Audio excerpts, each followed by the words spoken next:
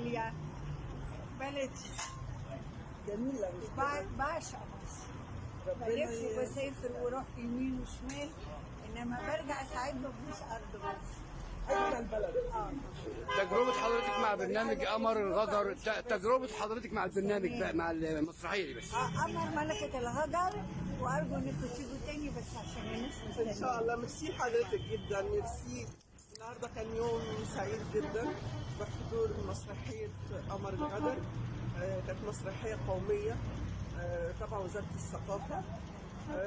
حاجه تشرف مصر حقيقي.